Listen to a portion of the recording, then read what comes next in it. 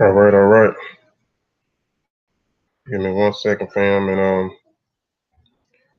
gonna get started until I send these invites out. Let y'all check out this music.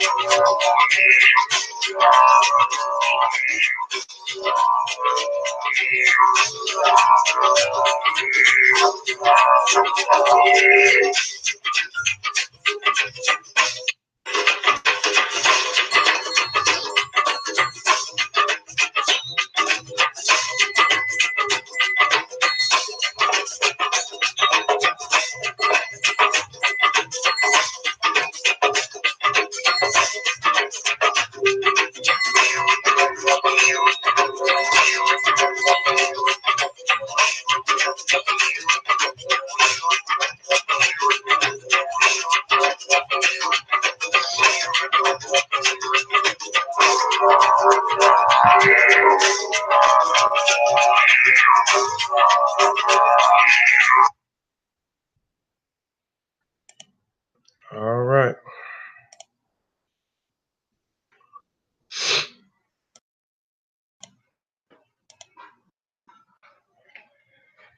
Oh, I'm finna get started. I'm trying to send them out to them few groups. Hope everyone is having a good Sunday. I'm gonna go ahead and get started. I'm kind of running behind, but it's all good. Okay.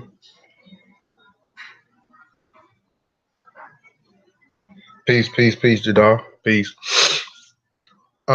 Share two for me, Jadar. I share them in a few groups, man. Share them to some people that you may think may be interested in this info.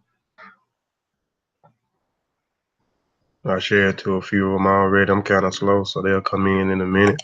I'm gonna set my screen up, man, so I can get ready to get started.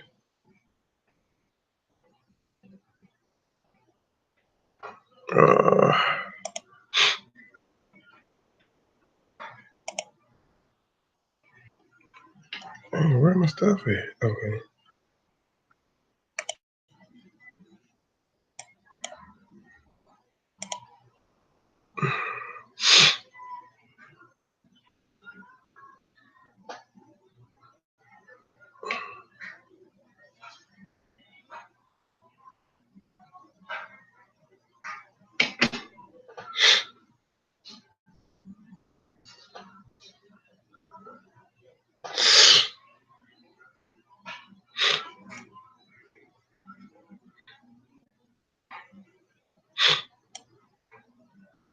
Yeah, appreciate that too, saying Sharon. I see you sharing in a few groups. I'm kind of slow, but I'm finna go ahead and get started. And those that come in.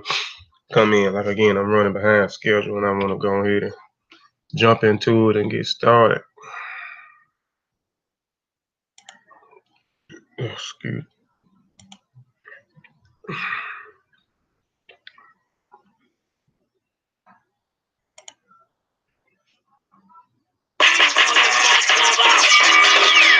He called for the unity and the redemption of the African world. Salute them honorable Marcus. We are not ready to listen then. They might not have been ready then.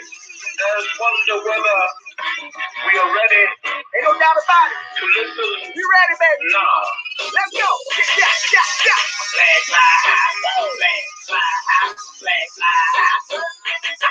Black kiss in the sky, waving side to side. It's the flag fly high. Come on. Flag fly high. Flag fly high. Flag fly high. All these teams on the rise, all eyes will recognize the flag fly high. Hold it high. Let it fly. Rebel colors forever. Bobby would never die. On my 90, the throne ready. Let's take a ride. Cats won't fix me and don't choose a side. This is the bad for the warriors. Some travel yet still bad glorious. Yeah. Black power represents us. You either rolling with Africa or against us. Flag fly high. Flag fly high. Flag fly high. Black kiss in the sky, waving side to side. It's the flag fly high. Come on. Flag fly high.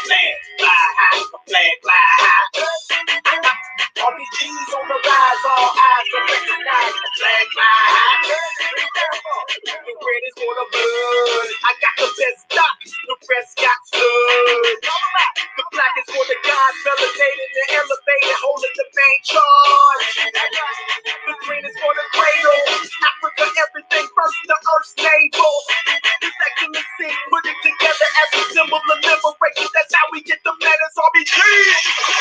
Flag fly high, flag fly high, flag fly high. Black kiss in the sky, breaking side to side, kiss the flag fly high. Come on. Flag fly high, flag fly high, flag fly high.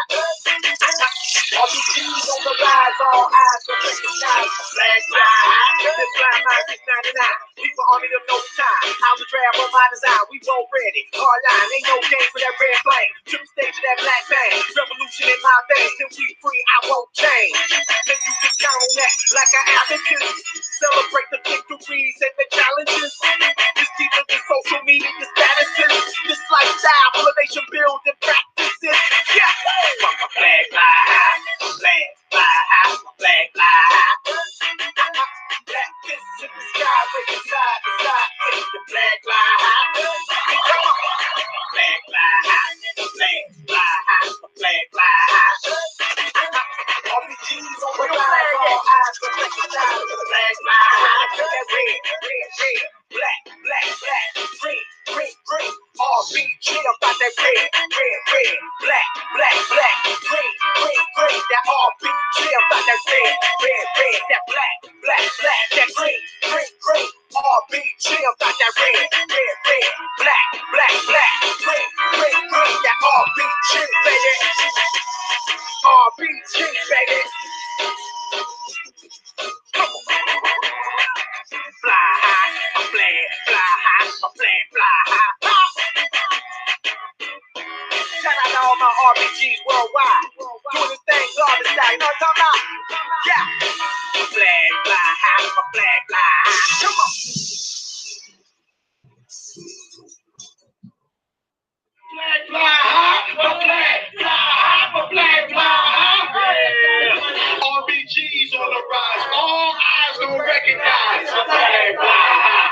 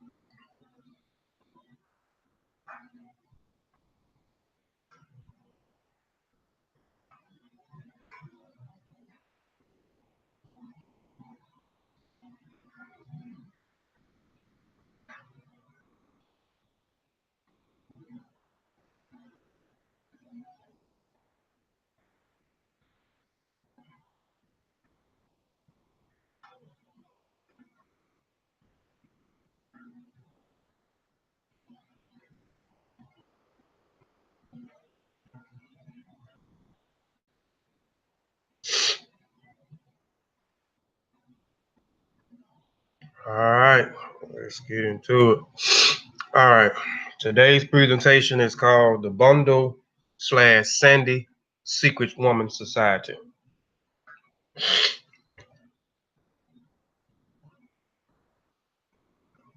Now let's play one more little thing. Before we get started, we had this phrase that we do that Sin Shauna created for us when we get ready to do presentations. Our presentation war song, you know, let's go to war. So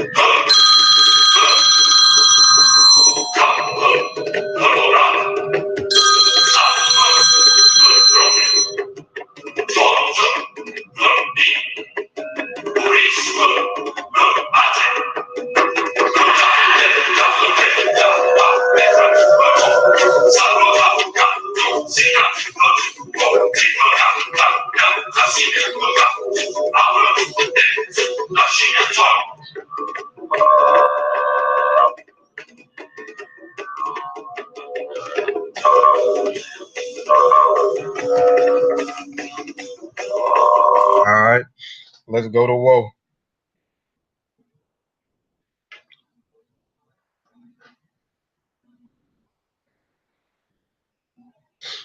All right. Before I get started, I always have to put out a disclaimer before I get started. Those that are watching right now, again, if you know anybody that may appreciate this information, please share the link in a group that I may not be a part of. Share the link to your page if you don't mind, or tag a person uh, in this that may appreciate this information. But again, my disclaimer: I am not a teacher, but merely a student sharing information. And that information provided is for the educational purpose only. And if you are in doubt, do the research or have it verified by someone qualified. I reserve the rights to change the focus of this presentation to shut down, sell, or exchange the terms of use at my own discretion. All trademark, design rights, copyrights, registers, names, mottos, logos, avatars, insignias, and marks used or cited by this website are the properties of their respective owners. I reserve the right to add information as it comes available or adapt changes, improve information as it comes available in the futures. Input wanted, changes, additions, or encouraged. Excuse me.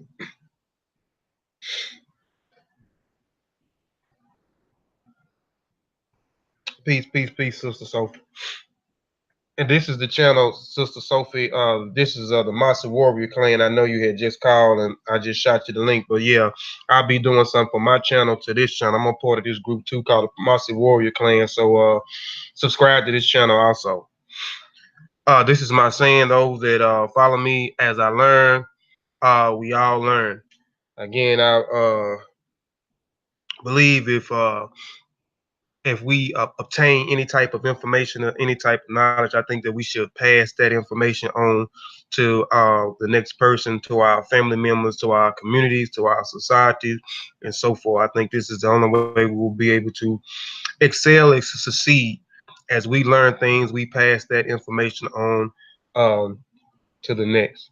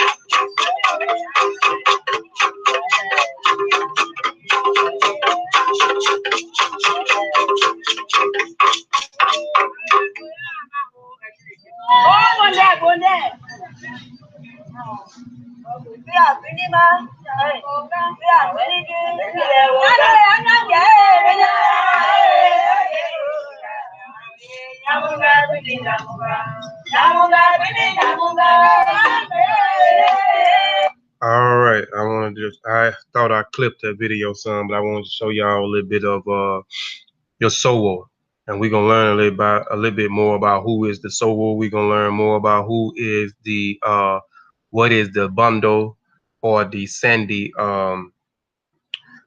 Woman Secret Society, and who are the Mende people, because specifically I'm gonna be talking about the Mende people that practice the Sandy uh and the Bondo. But it's more than that, because you'll get into see a lot of the other people that practice this women's secret society as well. So the Bondo sometimes use interchangeable with Sandy. So a lot of people don't know about Bondo. Bondo and Sandy is the same thing. It's just interchangeable sometimes. Bondo sometimes uses interchangeable with Sandy. It is a society exclusive for females in Sierra Leone, Liberia, Guyana, and the borders of the Ivory Coast. So the secret society, this women's secret society, is not only in Sierra Leone, which we'll be talking specifically in Sierra Leone and a little bit in Liberia, but specifically in Sierra Leone with the Mende people, Sierra Leone, Liberia, Guyana, and the borders of the Ivory Coast. Most women belong to the ethnic groups of the Temne, Mende, Via, Kissi, Lele, Susu, Gola, Bassa, Kpelle, Belle, Gbandi, Loma, D, Kim, Kono, and others of initiations into the Bondo / Sandy society. So there are more than just the Mende people right here that practice this secret woman society. Um, the Mende people are in Sierra Leone. The Mende people they say, are descendants of the Malinki of the Mali Empire during the 13th century. These people, the Temne, or they call the Time people sometimes. This group of people, or this tribe here, uh, was in Sierra Leone before the Mende people migrated. They said the people, the descendants of the Mali Empire, or the Malinkis, who or the Mende people, or the Mende tribe, migrated into Sierra Leone, and the biggest population there is the Temne. They was there before the Mende, and the Mende, they said, went through sporadically migrations, but specifically they think they was migrating there to escape the Fulani tribe in the area that they was from. But these people was here first. This people, the Temne, make up a big population in Sierra Leone, which they possess in the, if I'm not mistaken, the southern and no, the western and southern part of Sierra Leone, and the Mende people reside in the eastern and the western area of Sierra Leone. But this is the biggest population of Temne. Then you have the Mende people. Anthropologists believe that the Sandy originated in Gola society and spread it throughout the neighboring Mende and Via. Other ethnic groups adopted Sandy as recently as the present century. Today, this social institution is found among the Bassa, the Gola, the Kissi, the Kpelle, the Loma, the Mono, and the Via of Liberia. So these are the Bassa, the Gola, the Kissa, the Kpelle, the Loma, the Mono, and the Via. These are in Liberia. So the Sandy or the Bondo secret woman society is practiced by these tribes here: the Bassa, the Gola, the Kissa, the Kpelle, the Loma, the Mono, and the Via. And the Via, which is in Liberia, the Via people are tribe actually uh, uh, uh, amalgamated with the Mende tribe and picked up a lot of the Mende tribes of culture and stuff through the warring and certain things like that. The Kono, the Limbe, the Mende, the Shupo, the Temne, and the Yaluka of Sierra Leone. So the Kono people, the Limba people, The Mende people is specifically who we'll be talking about. The Sherbro, which is also, they became amalgamation within the Mende. They took on the culture and so forth of the Mende tribe due through the same thing of warring and colonialism and so forth, where the Mende people took the Sherbro in that is from Sierra Leone and the Vile people, which is from Liberia. Um, and in the northern of the eastern extension of these ethnic groups in Guyana, Gola societies, the spirit represented by the mass is considered to be male rather than female. Now, this is specifically dealing with the Gola tribe. The people in the Gola tribe is from Liberia, and the people, they practice the secret woman society as well. But if you've been following my presentations or even following just Brother Ben recent presentation or the presentations that he have done in the past, you know, specifically we've been talking about the ancestors, the Egungun, or we've been talking about the mask and the different masquerades. If you've been following me and so forth, we will be talking about masquerades a little bit in this presentation as well. But we know dealing with the mask and the masquerades and the ceremonies, they are invoking the ancestors, those who have passed, those that preceded, was there before they was. So that spirit that doing this secret woman society that they call bringing out, where they bring the girls out after they go through this initiation phase, and they bring them out through the ceremony, through the ceremonies with the soul and with the community and the family and so forth. The spirit that the Mende people that I'm specifically going to be talking about, they're going to invoke. The spirit that they're going to evoke is a woman spirit. But the Gala people here, their mass is considered to be rather male. The spirit represents the mass is considered to be male rather than female. Okay, the Bondo / Sande initiation 3 parts model. So it's 3 parts to the initiation. Hotel, send that Lisa. Those that may be that you know may under that has been initiated in an African system or come from the Masonic order, you know, they have um, 3 parts: the Master Mason, the Inner Apprentice, and the Worcester Master degree. And then in the EFA degree, you got the receiving the Eliques, you got the Warrior degree, you got the Priest degree, you got the hands of a Rulima, you know, degrees, these different steps of information that keeps going forth, that keeps one level of knowledge. You proceed, you make suitable proficiencies in one degree, you move on to the next degree. You make suitable proficiencies in the next degree, you move, I mean, in that degree, you move on to the next degree. You make suitable proficiencies in the next degree, you go on. You know, certain degrees or 3 degrees, you're being raised, you are now an initiated, you have passed, and you can go on to seek further knowledge and information. So you have separation, which you separate from the family. You have transition that you're going through, and then you have incorporation, where you incorporate back into the society. You're no longer the same person that you was when you went to be initiated. Among the Mende people, Sande as an institution is instructed to in a hierarchy order with an overall leader and many officers presiding at a various level. The officers are usually made up of a number of women in the community. These are women who have gone through the necessary Sande processions and have attained the status of their levels. A Sande officer is known as the Sowo. So I showed you a while ago, um as the woman was dancing a while ago, in what's her name, she is considered as a soul, one who wears the Raphael clothing, and who wears the mask. uh, Also plural is the Sowisi, which are other leaders, which the Sowo is basically the leader of the Sande of the Bondo society. This leader is the Sowisa.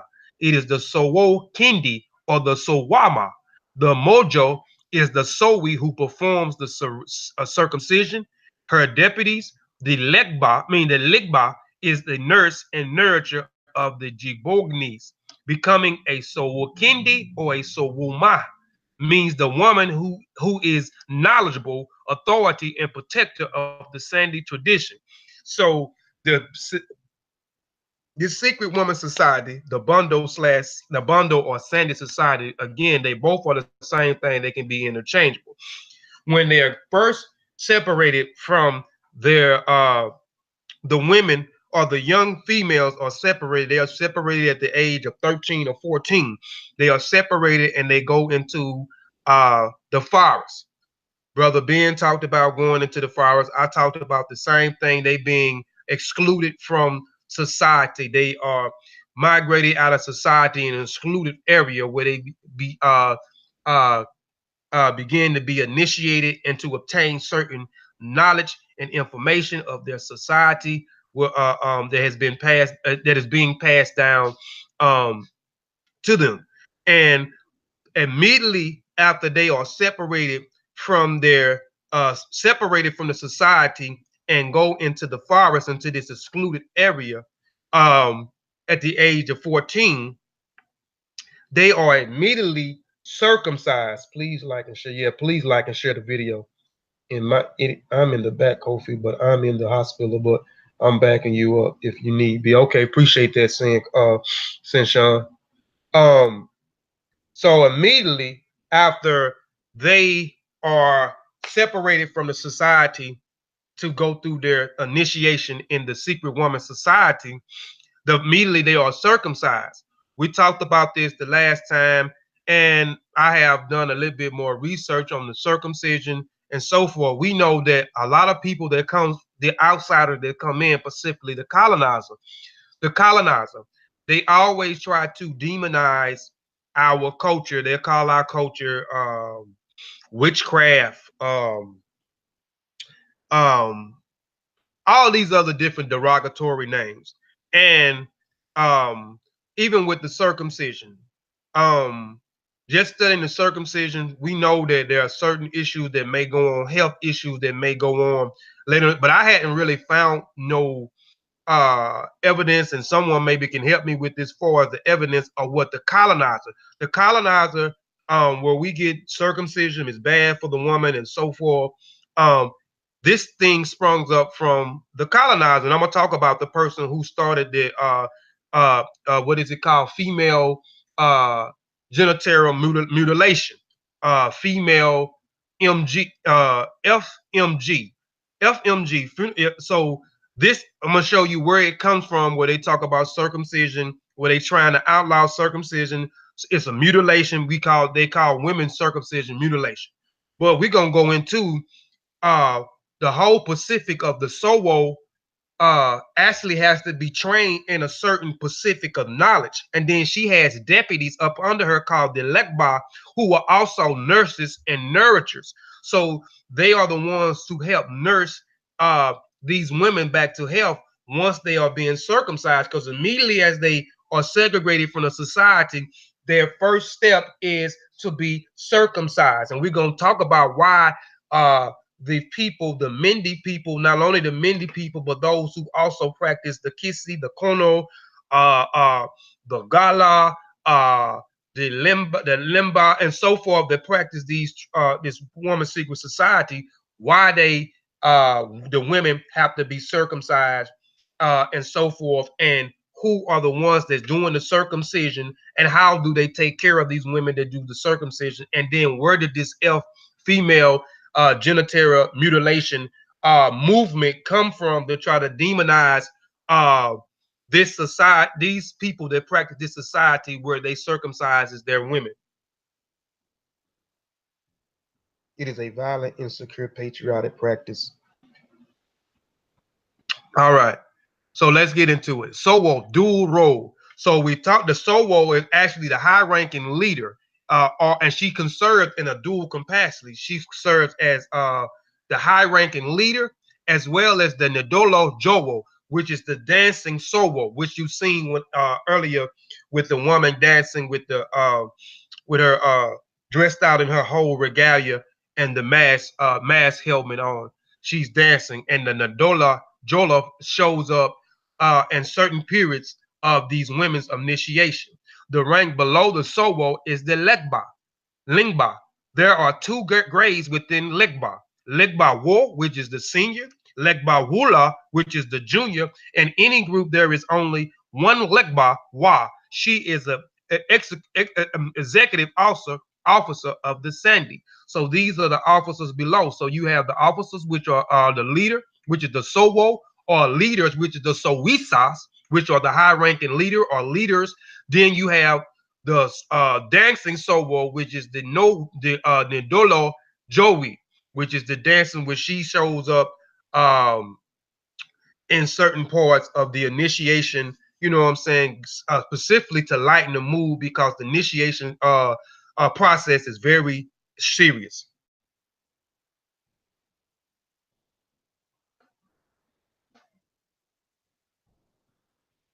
Hold on, I like to read the comments too. I'm gonna still go back. Hold on. All right. It is mutilation. So it is exact assault ritual. Peace to you. Says that it is mutilation. So I'm gonna ask you, where did the word mutilation comes from? Who created this mutilation of movement? Have you studied this society in particular to understand why they do certain? Even though I do agree that at certain points they do have certain types of so forth. But again, these terms these terms and so forth come from outside, or they come from colonizers. These traditions have been practiced for thousands of years. Even if we don't talk about the Sande secret woman society, if you look, some African traditions practice circumcision. Some African traditions don't practice circumcision, but there are a lot of African tribes that have practiced this circumcisions for thousands of years.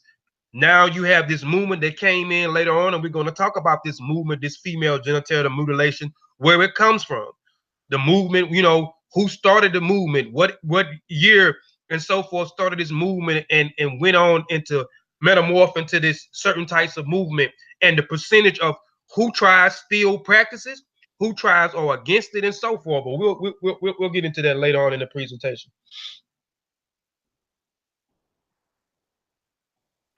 Teachers of women, the Sowo, teachers for women, who knows the female side of life. It is most learned among the women, and she established Sande schools for the purpose of instructing all junior women in the medicine, childbirth, skills, dance, singing, arts, and craft. So she is most learned. She is the most learned. She established the Sande school for the purpose of instruction. I'm reading it again, junior women in medicine. So she is very skilled in medicine.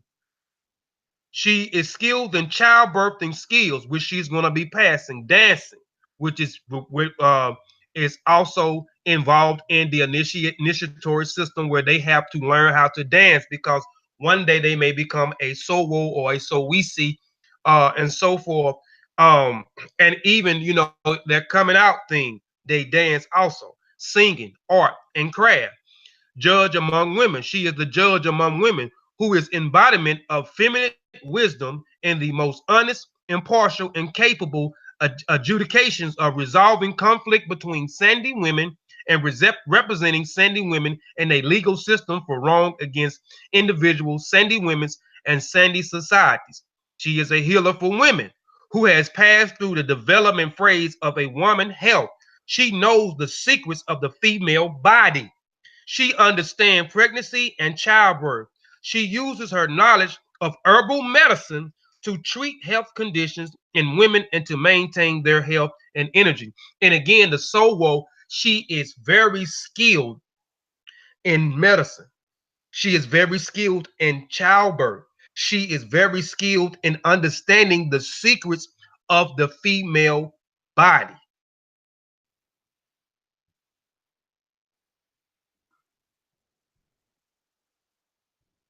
Exactly, seeing Sean. Exactly. We let the outsiders, we let the slave master, we let the colonizer determine. You know what I'm saying?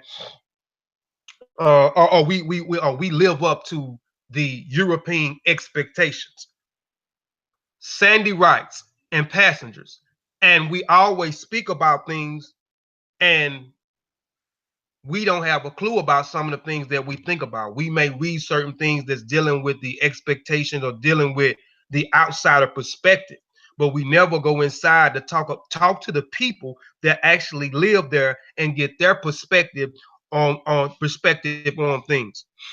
We always rock with the outsider perspective. We always go with, we allow them to demonize, you know what I'm saying, our customs. Sandy knowledge cannot be condensed into one book or any other written form. It is a complex and dynamic as the people who embrace its practice. Sandy knowledge is passed down from generation to generation through rites of passage, which begins with new initiates enter a sacred grove called the Kpelle. So this is what I was talking about earlier, that the initiates would go into the forest. Brother Ben talks about this in his presentation. You know, I talked about this in my past presentations where the men and women were separated from society. They will always go deep off into the forest. So the grove that they went into was called Kpelle. For a period of time, the Kpelle is off limits to non-members, children, and men. What takes place at the Kpelle is for the knowledge and the benefits of enlightened Sandy members only, and not to discuss with the Kapawas or men. So the initiate or the people who have been initiated cannot discuss the secrets with anyone who is not a initiate, who they call the Kopawasa or men, because the men has his own secret society called the Poro. And Brother Ben is going to do a presentation on the Poro. You got the Sandy Society, you got the Women's Secret Society in Sierra Leone, Liberia, that practice the Bondo / Sandy. That's the women. Then you have the men that practice the Poro, the the Secret Man Society. The woman and the new initiates retreat into the sacred space that specifically constructed for the occasion of shield from public views. It is usually located in quiet areas on the outskirts of town, close to the streams of rivers. Similar to what is done in the Men Poro Society, initiations begin with circumcisions of the Gbagbonis. Upon entry, the first girls be circumcised becomes the Kima, or leader of her cohorts of initiate. So it's just specifically saying that the first woman or the first young girl who has been circumcised, she becomes the leader of the rest of the initiate. So begins her leadership training throughout their session. The initiation period varies from several weeks to several months, depending upon such factors as initiated ages, lineage, membership, school attendance, and ethnicity in the past, and the girls are said to have remained in the forest for upward to 1 year. So they can remain in the forest of the Kpelle for several weeks, several months, or up to a year to be initiated. So they can be separated from society all the way up to a year.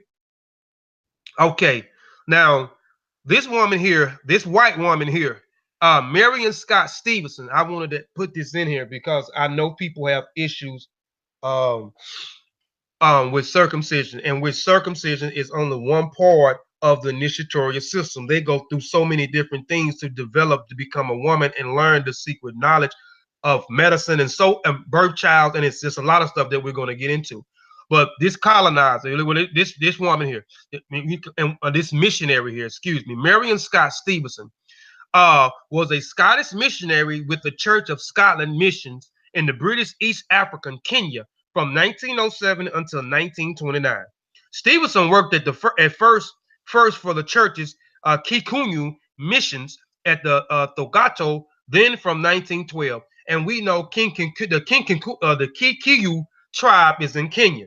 And we know through our historical records that the outsiders have come in and set up, have brought in missionaries and set up schools and institutions to actually eradicate the people, customs, cultures, traditions, spiritual systems, and replace them with their religions, with their way of life, and their perspective. We know this is throughout the historical records, missionaries coming in and trying to eradicate those people's way of life and changing it over to their way of life.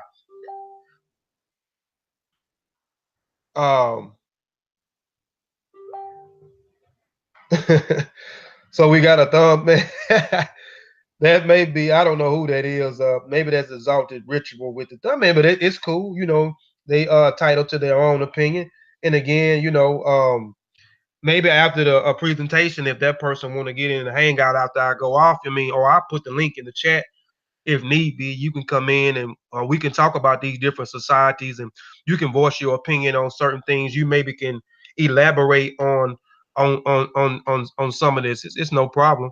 But Stephen works as the first for the Church of Kikuyu missionaries. Then in 1912 for the mission, the Tumutu of Karanta set up the Reverend Henry Scott and Dr. John Arthur in 1908. She established and ran girls' schools, which became the Tumu Girls High School. And again, we know that they come in and they set up their institutions, they set up schools. The outsiders come in and set up schools.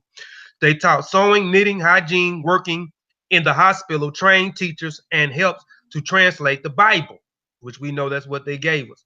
According to theologian James Carangan, citing the Church of Scotland memorandum in 1929, Stevenson, which is this outsider, this missionary white woman, coined the term sexual mutilation of women. So again, that term sexual mutilation or mutilation does not come from our people. It comes from an outsider.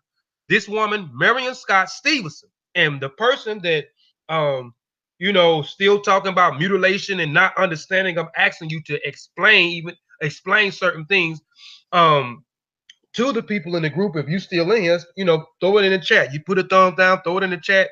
But this is where it come from. This mutilation phrase come from this missionary. Sexual mutilation of women to describe female circumcision. When she came in, she felt that it wasn't right when she was observing the way a lot of the women was being circumcised. A practice of great importance to the Kikuyu people, Kenya's largest tribe. The Kenyan Missionary Council followed suit and began referring to it that year as sexual mutilation rather than circumcision or initiation. It is now widely known as female genital mutilation. FGM is the movement that is all throughout Africa right now, and this movement was actually started from this missionary who came in Kenya first with and observed the Kikuyu tribe. And then these missionaries set up schools and so forth, and she coined the phrase sexual mutilation. She said that it was not right for these women to be sexual mutilated, an outsider. And then later it developed into what now is called the female genital mutilation. Now here, before I go any further, because I knew I was going to have some issues with the circumcision part of the female. So now we know that the mutilation or sexual mutilation of female genital mutilation comes from a woman that coined the phrase female mutilation, which was this white woman here, Marion Scott Stevens, who was a Scottish missionary with the Church of with the Scotland Missionary Church, who set up schools in East Africa and observed the Kikuyu tribe. Now, here is a woman who is also a doctor, and she is from Sierra Leone. And I'm not going to read this whole article that this woman put out, but Dr. Fumamba, and we'll get back in the presentation, but I wanted to segue and throw these things in here, and then we can get back in the presentation and go further.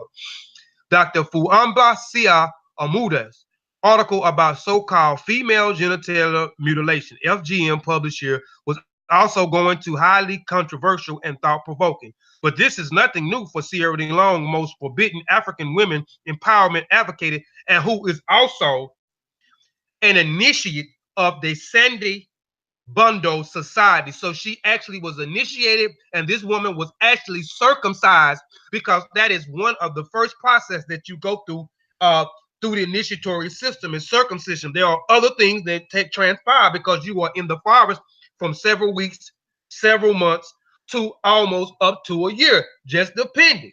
But this is only one process. But this woman has been circumcised, as well, and she is from Sierra Leone, and she is also a doctor. But this is not new for Sierra Leone, most forbidding African women empowerment advocated champion. A month's single-handed taking on the rich and powerful anti-African female circumcision movement. Anti-African female circumcision movement. And I'm saying this for a reason. Dr. C.I. Amuma and those that speak derogatory toward what our ancestors did are considered anti-African. If you're following the perspective, which we all have done in our lifetimes, have followed the perspective of the outsider, the colonizer, the slave master, female circumcision movement. Dr. C.I. Almuda is mostly certain keeping alive the question as whether the debate should be about regulations and raising of an age of consent rather than an outright ban of cultural practice, which many women regard as their right and freedom to choose. There are mentally deadly things that are killing thousands of people every year in Sierra Leone, including cigarettes, alcohol, drug abuse, poverty, corruption, and teenage pregnancy, which pro-female circumcision campaigns say should be prioritized. Responding to critiques of the sketching attacks on what she sees of Western hypocrisy is neo-colonialism. Dr. Almuda said this in Sierra Leone, we will have this open debate on the international protocol that the Gosiel has signed on and concern the bodies of a vast majority of women in the country without their knowledge, or particularly in, I'm going to read that again. In Sierra Leone, we have this open debate on the international protocols of the GOSL has signed on the concerning of the bodies of the vast majority of women in the country without their knowledge and participating in any of these forms of backdoor deliberation. So a lot of the people that are still practicing these things, they didn't go to the people and ask the people was they against this certain types of practice. They was not against them. These people, these outsiders, taken amongst themselves, which are the colonizer. We know what people that comes into these outsiders come in and colonize the area, set up their own type of government, set up their own way and their perspective, and try to eradicate the people of identity. So these people hadn't went to the people and asked them, do they feel like this practice was right? Was this practice wrong? Do y'all want to outline it? These people, these outsiders took it among themselves. And on the questions about her passion of saving an age-old African tradition and standing up for African women's right to choose, this is what she says. Yes, I am obsessed with the Bondo / Sande. If this means that I am passionate and relentless in protecting the honor and the dignity of my mother, aunt, grandmother, and the majority of the silenced women and girls in Sierra Leone who are Bondo / Sande, then I accept the label with the great pride. So I just wanted to show you where this thing come from, because again, when we talk about certain things that's dealing with our culture, we always got something to say, and we don't even know where these perspectives come from. These perspectives always comes from the outsiders. And again, this term of mutilation, sexual mutilation of female genital mutilation, it came way later. Our ancestors have been practicing these traditions, or this tradition, for well over 1,000 some years. And you have these people that come in. It's no different than they coming in and saying that your spiritual system is no good. You have to praise our God. You have to read our book. It's no different. You see? So, again, you can go look up this woman here, and I'm gonna continue with the presentation. But I wanted to segue and go into this because this is where this term, and this is where these outsiders saying that it wasn't right. It wasn't our ancestors. It wasn't those that are still practicing it to this day, which is less than what it was many years ago. But this is where it comes from. she coined the phrase sexual mutilation, which became the female genital mutilation, this movement, FGM, that is all over Africa, which are outsiders. And then I gave you this woman here who was actually an initiate of the Women's Secret Society and who was also a doctor, who are against the FGM and how they are trying to eradicate this this old tradition and to dishonor her ancestors, dishonor her mother, her aunt, her grandmother, and her teachers and so forth. And I wanted to throw in another person into it. That's for the thumbs down. Oh, I'm still okay. Wasn't me. Oh, it's it's. I mean, it's all, like I say, it's all good, and I know it's part of the person that's talking. That's why I knew it was gonna be a problem. Run that back, Kofi. Anti-African. That's right. So I wanted to, just go, because I knew that people are gonna talk about things that they have no clue about, and things that our ancestors have no problem with. These are outside perspectives. These are outside coins and phrases. You know what I'm saying? So I wanted to put that little information out of there, segue, put that information out there before I go back into the presentation. Hotep to you, Satep and Ra. We got to take the good with the bad. These people have had a way of life for thousands of years, and all of a sudden, someone in 1912 decided to tell us that is wrong with what we do with Africa. Correct. Tyra Banks was getting a lot of African women circumcised undone. She was a missionary. Yes, and because she has no clue, you know what I'm saying? That's why we have no clue of that's why we have to get engulfed into our traditions and our cultures. We have to stop letting these outsiders tell us or dictate to us about our culture and our tradition. This is bad. You shouldn't do it. This is bad. You shouldn't do it. Demonize this, and we just roll with it. That is anti-African. All right. Now let's get back into the presentation. The young girls are educated in descending knowledge. They practice practical life skills, proper social, domesticated skills, farming, sexual matters, dancing, medicine, correct behavior, the care of the body, and motherhood. Now, these are the things that they'll learn. They learn practical skills. This is something that they learn while they off in the Kpelle, which they are off in the forest. They are excluded from society. So they're learning practical skills. They're learning domesticated skills, farming, because specifically I'm dealing with the Mende people, but a lot of the people in Sierra Leone was farmers. They was on rice farms. This was one of their economic systems. They're farming, you know what I'm saying, planting rice, you know what I'm saying, and so forth. Sexual matters. These young women understand about sexual matters. They understand that they cannot have sex until they are married. So not only are they learning about motherhood and birth and sexual matters, but they are understanding that they have to keep their legs closed before they get married. They learn dancing, medicine, which the Sowu or the Sowisas and the Linkba, which are branches up under the Sowisa, they have to be studied and skilled in medicine. And the Lingbas are the ones that actually nurse. And I'm gonna get off of this, and we're gonna move forward. But I'm gonna get off the circumcision. Why the initiatories are immediately circumcised?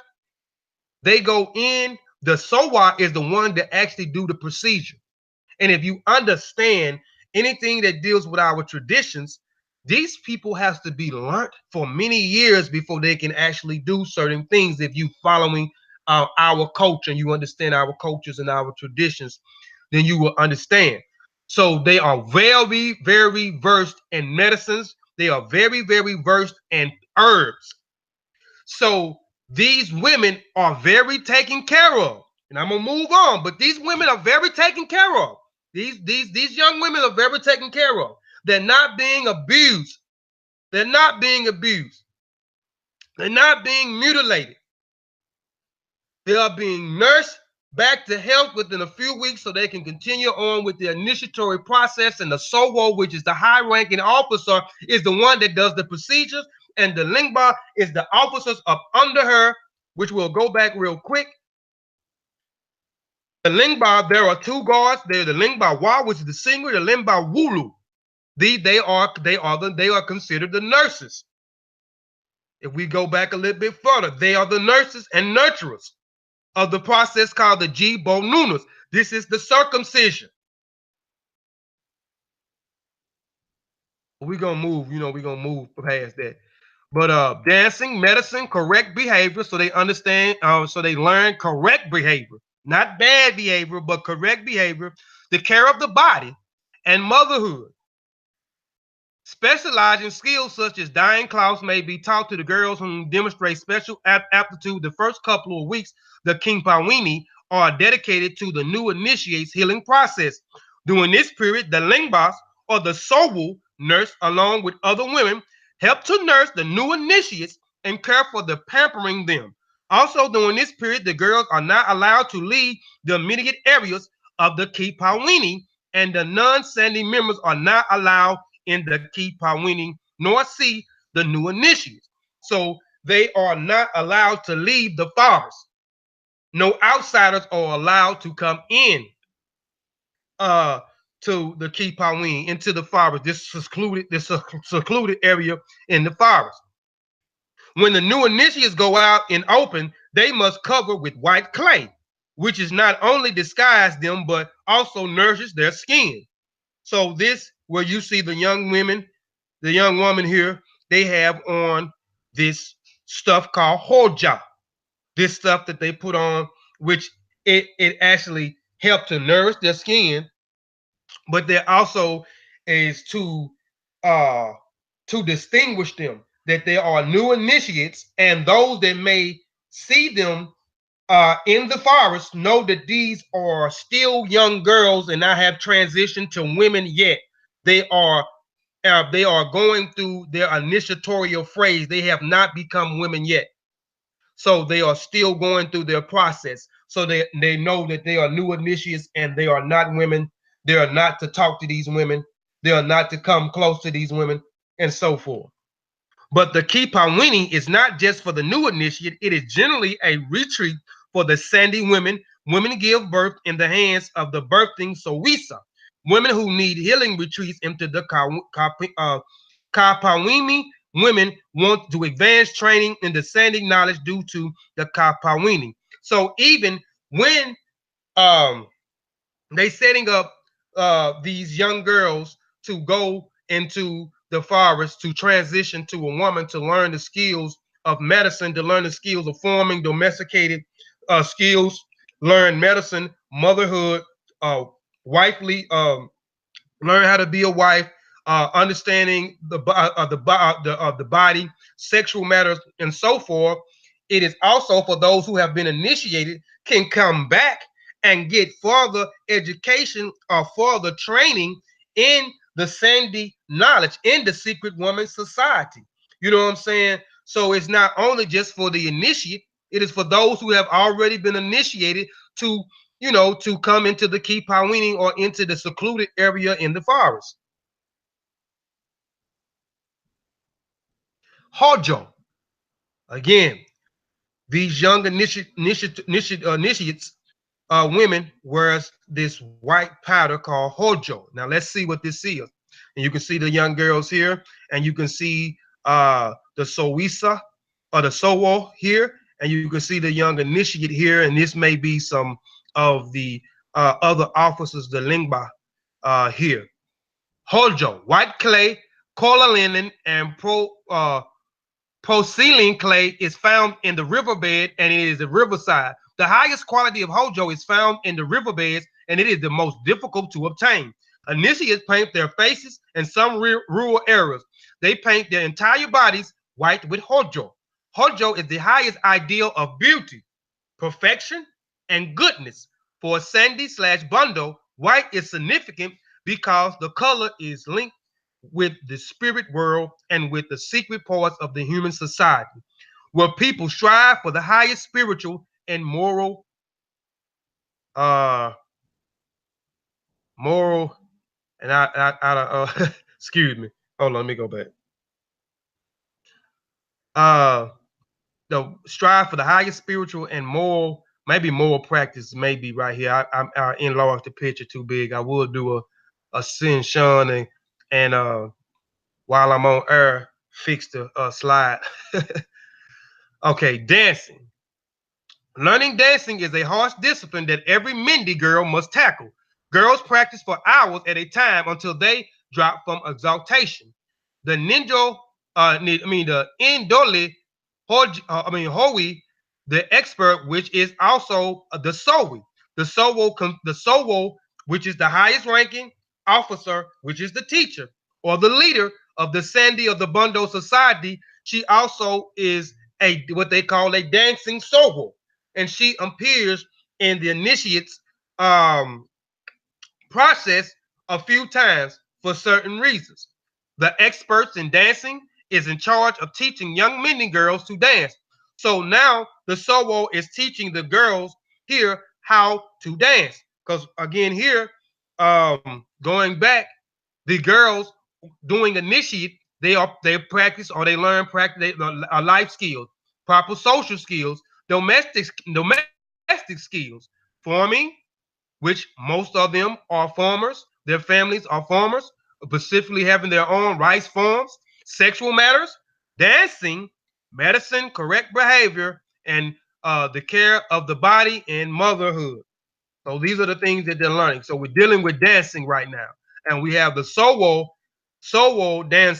dancer, which is the Indole Hoi, if I'm pronouncing it right. And she is now teaching. Now she's appearing after the girls have healed from their first process. She is teaching them how to dance. Gondo is also a Indolo Hoi, but rather than a harsh enforce, she is a comic relief. So she also, again, as I explained earlier, she come in to, lighting the mood, because their process from several weeks to several months to maybe a year, it is strenuous and it is a serious process. So she come in to relieve the initiates, you know what I'm saying, of some of the seriousness. So she says she's there for comic relief. Gondo becomes a friend and an initiate, assuming them to help them forget the hard ordeals they are going through. She coaches the girls who are slow in dancing, encouraging the girls to work hard. Gbandi is a funny, lovable character who lightens the gloom and reminds everyone that the Sande is not always so serious, as I explained earlier. In a sacred space, the Kpelle, which we know is a sacred place, a secluded place in the forest, where the initiates go, where they are separated from their society. Women form bonding relations that are relations that the Mende refer to as the Inya Miba, my mate, my pal, my buddy. So they start to bond, where they develop these relationships with each other as they go through these initiatory systems, which translates into a lifetime of sisterhood. The Imba relation does not end when the session ends. The women remains Imba for life, a sisterhood and female solitary that creates social support network for women in society. Sande women are known to define other Sandes Iyaha against male exploitation, abuse, and disrespect. When a male in the community abuses Sande women, all Sande women take offense to his wrong doing as a group and perpetrator,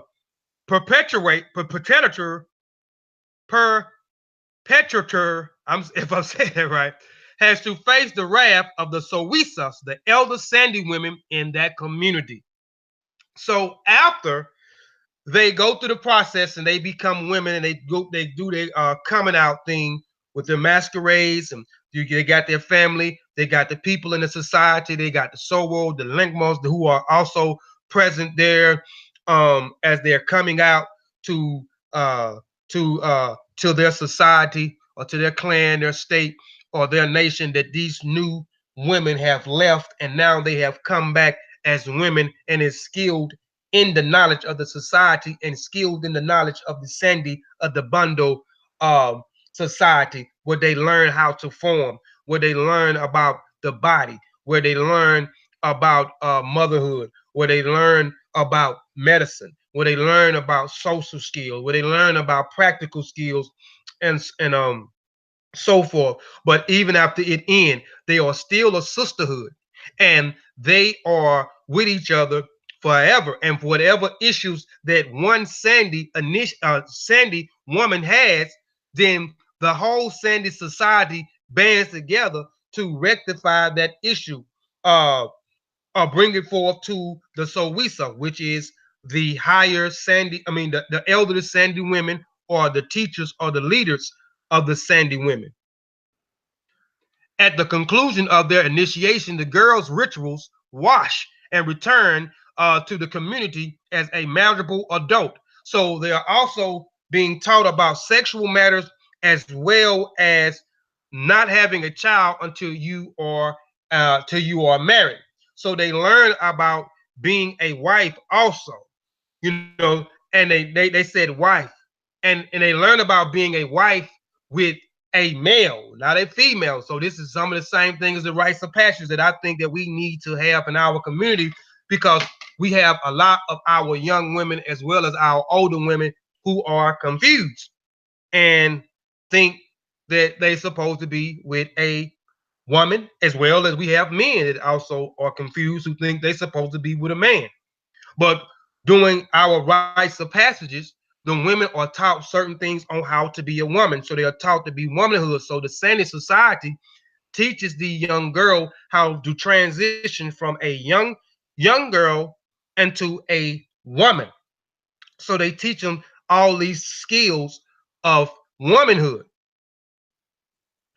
Um, They emerged from the forest dressed in their finest cloths with the new names signifying their newly achieved adult status and their personas, i.e., rank in association rituals hierarchy.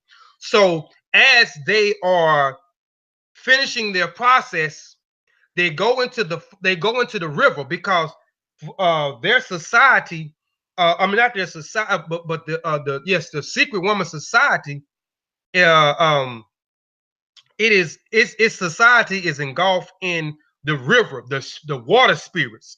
So you will see that the secluded area, the Kpelle, or the secluded or the sacred area, is closer to a river. So these girls go in to wash, and not only as they go in to wash, there are stories that are told that of these secret water spirits, and you can see that the Sowi masses, or the Sande masses, that the Sowa or the Sowisa has on here. They said that these, which we'll get into the color black, why they are the color black, you know what I'm saying, comes from out of the river, and the spirits of the water was the first relationship that these young girls had, um while it was being initiatory. This is one of the stories that was told. But as they get ready to come through, they cleanse themselves. So they go into the river, and they wash themselves. It's a ritual that is called wash, where they go into uh, the water to be washed and return to their community as a marriageable adults. They emerge from the forest. Okay, I went into this. And the hierarchy. Remember, the first woman that is circumcised, she is also becomes the leader of the initiates, and then she obtains a little bit more knowledge, as is stated in the previous slide that I was in.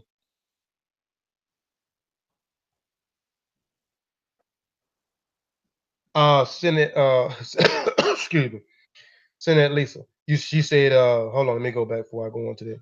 Oh man, I love a new baby such as Miracle's new. All right, I'm gonna get back started. I like to stop for a second and go on to the what's name. So no one, I'm not saying that you may not have no gay people in the society, but again, um, um, a lot of gay behavior comes from outsiders. And these society, and again, I'm not saying that there may not have been gay people there later on in time, but most of the rites of passages are when you go through the adulthood passages, it is for the man and the women. The man is taught to how to be a man, and the woman is taught to how to be a woman. He goes through manhood, he goes through womanhood, so they learn about things on what a woman's supposed to do. A man learns about what a man is supposed to do. So they are educated in these things, and then they are secluded from society at a certain age. You know what I'm saying? And then they come back, and even after they come back, they still have institutions. Some have institutions. As you look back on my rites of passage, they had a school that they went to after the adult righthood passage, where the young girl became a woman. She still went to school to develop herself into a woman, and also to teach her how to be what is the duties and the roles of a wife, as well as the man goes and learn what is the duty of a man, as well as what is the duty of a husband, and so forth. And we need that back. And I mean, and I'm not trying to talk about nobody because of their sexual preference, but that's against nature. Do I have family members that are that go against nature? Yes, go against nature. That is how can you be fruitful and multiply if you can't be fruitful and multiply? Two women can't lay down and reproduce. They can't reduplicate themselves. Two women, that is not that what they doing is not even sex. What two men is doing is not even sex. It is against nature, and it is against the practice and customs in our culture of this type of behavior. Not saying that they may not, we may not have any there, but I'm just saying this is why we went through these rites of passages, these learning stages. We don't have this in our communities no more. This learned behavior. This what we doing now is a trend. We see other people doing it, and it become popular. We do it. The TV is educating our babies. All through TV, you see homosexual behavior all through the TV. And again, I'm not trying to demonize anybody, but I'm just saying.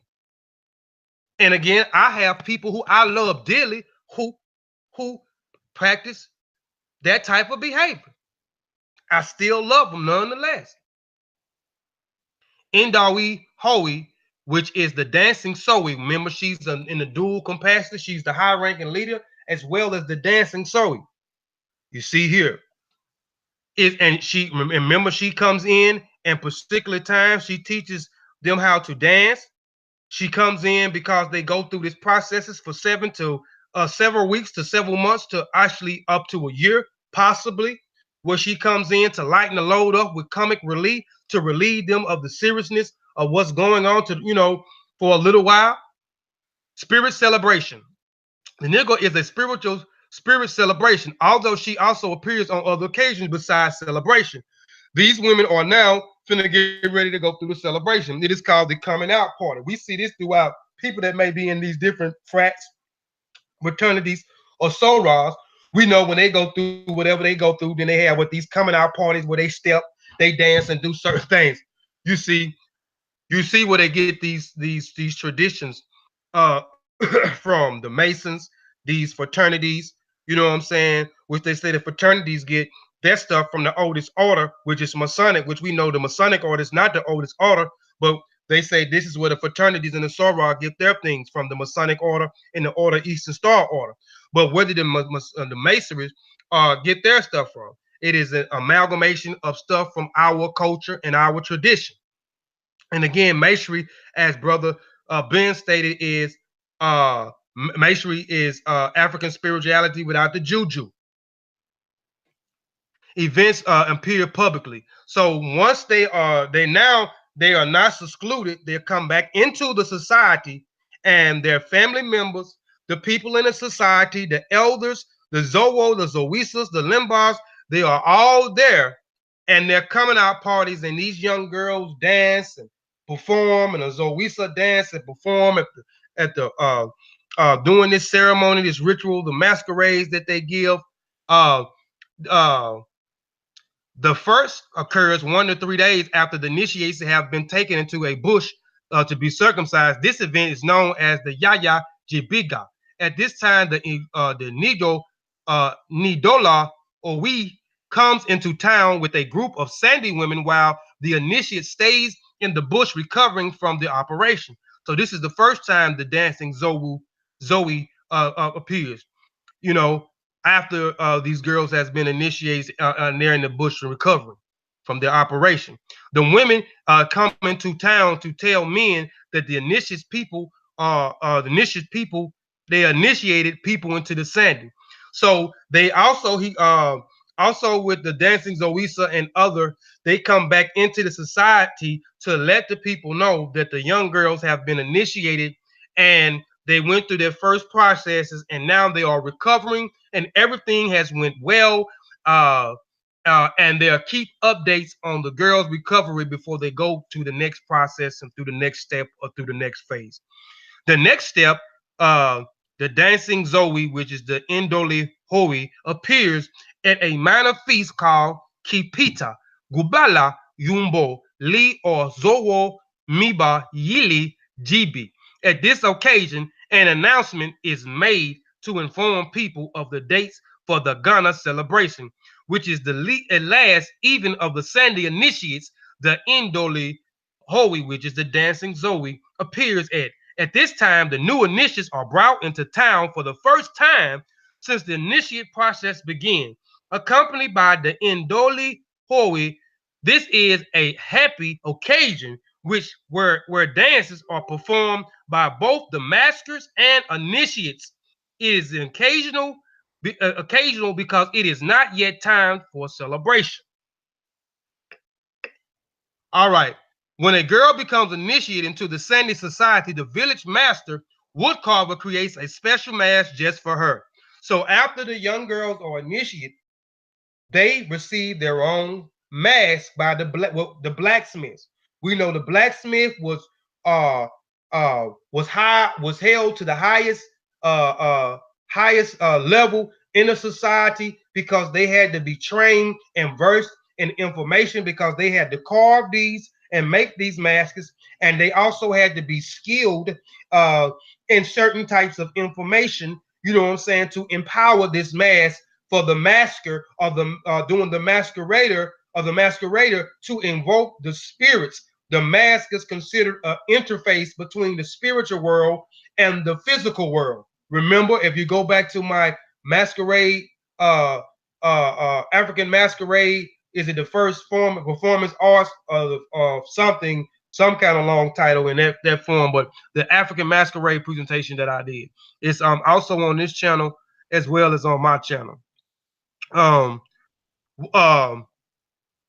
Okay, the helmet masks are made from sections of tree trunks, often the Kpelle cotton tree, and then carved and hollowed to fit over the weaver, head and face. The woodcarver must wait until he has a dream that guides him to make the mask a certain way from a recipient.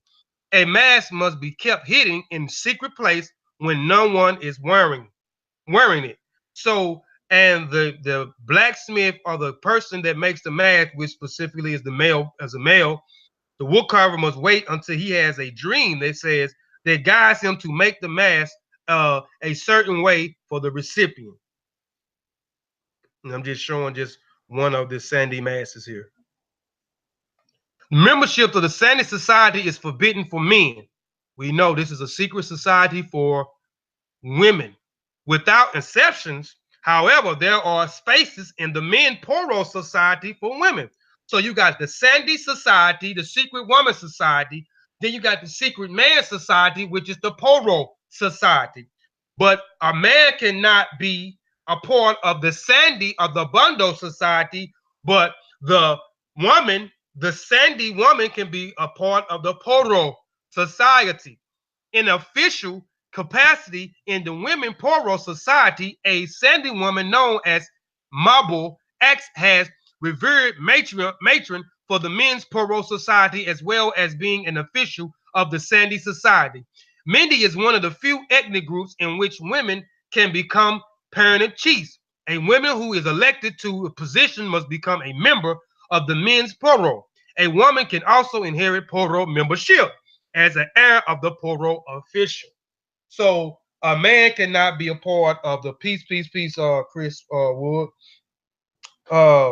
So a man cannot be a part of the Sandy Society, the Secret Woman Society, but a woman can be a part of the Man's Secret Society.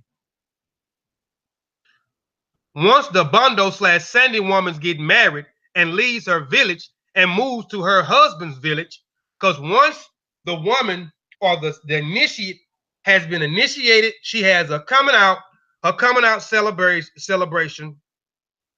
She goes back in society. She is ready. She is a woman. She is ready to be married. She has been skilled for several weeks or several months or up to a year in the knowledge of the Secret Woman Society, as well as what a wife is, womanhood is. She is skilled in forming, so she comes out so she knows how to form, because most of the people, specifically the Mende people that I'm talking about, are formers. Or most of the people in Sierra Leone are farmers. They have rice farms. So she knows how to farm. She understands. She is skilled in social skills, political skills, the whole 9 yards. But she is then, once she is married, she leaves her society and she goes to her husband's society. But she comes back to the society for certain things, and we'll get into that in a minute. When the Bondo Sandy woman gets pregnant, she will return to the village to give birth, and she was to pass. It would be her Bondo / Sande who will bury her.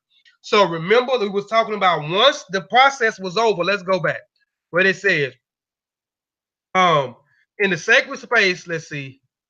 The session ends. The women remains in Ba, the life, the sisterhood, the female solidarity, and that creates social support networks for women in society. Sandy women are known to defend other Sandy women. This is through exploitation or disrespect from their husbands. But but once it's over, they're still bonded together. The woman takes a well, they're still bonded together. They still have each other back. The woman leaves her society, goes into her husband's society, and then once she gets pregnant, she returns back to her Sandy society, and they are the one to give birth. The husband family or society cannot give the Sandy woman, cannot give birth to a Sandy's woman child. She has to return to her own Sandy society.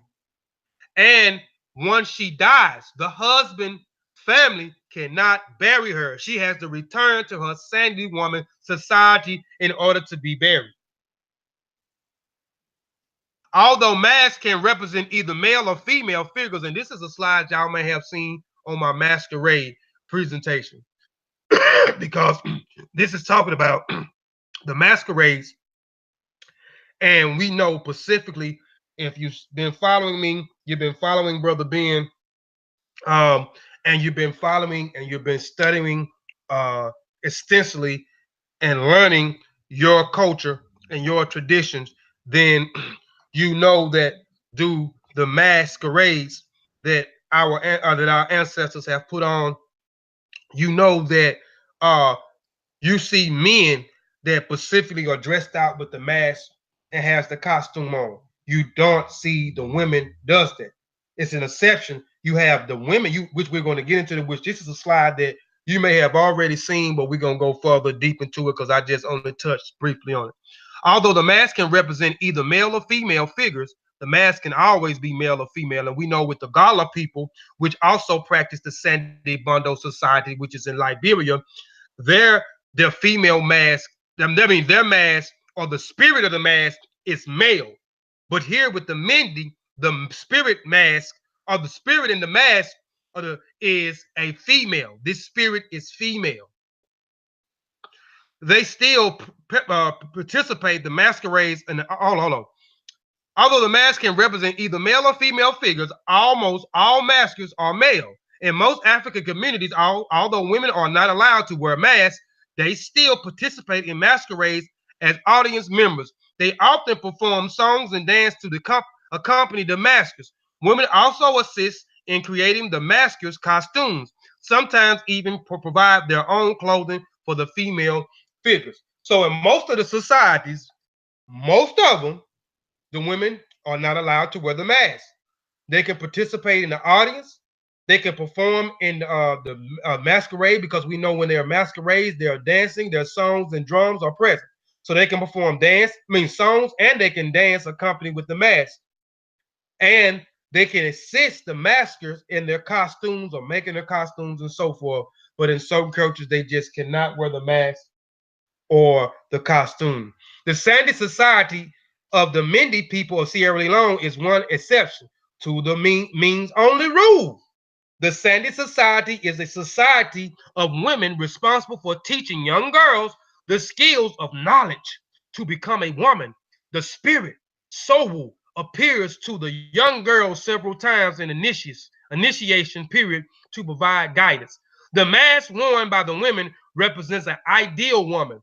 The mask's delicate facial features, elaborate hairstyles, and rings on the neck represent feminine beauty. So we're going to go into the eyes, the nose, the nose, the mouth, the ears, and a lot of the masks have these different elaborate hairstyles, which the Sande society women actually emulate these masks and wear these hairdos and so forth, and the rings around the neck, and why it is fat here.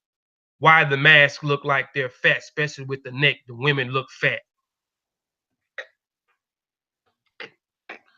The mask is just a piece of wood. It is when the mask is active and it has the custom, music, and audience, it becomes alive and active through a spirit.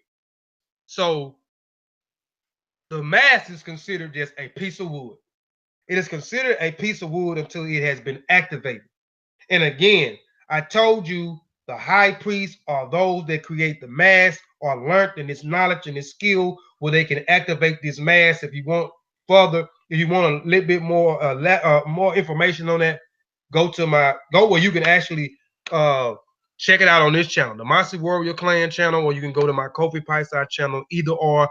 That African Masquerade presentation is on both channels, so check it out. And we know that through the masquerades, they invoke the ancestors, and the ancestors mount or possess the masquerader in the different performances. And certain things are talked about that I talked about in my masquerade presentation. And my masquerade presentations, you can go back to that and look at it. I would touch on it brief, but I'm going to go ahead and continue with the presentation. Bondo / Sande mask, black and shiny. And again, I showed you earlier, I showed you a bunch of Sowisa, which means the elderly member of the Sande society, or the leaders of the Sande society, or the teachers of the Sande society. The masks that they wore are black. And you can see here the dancing Zoa here is actually, when it has a black mask on here. Now the Sande, the Bondo Sande mask, black and shiny, and black is considered the most beautiful color in the Mende society. The mask has a hairstyle girls emulate, so you can see a different hairstyle. You can see a hairstyle here. You can see this different hairstyle here. So it has different hairstyles that a lot of the Sande women emulate from these masks. The mask has small slit eyes, small mouth, ring neck, and tiny ears and holes, which we're going to talk about that. The Bondo / Sande mask color, black, is related to deep, dark, rich earth at the bottom of the river of the bed.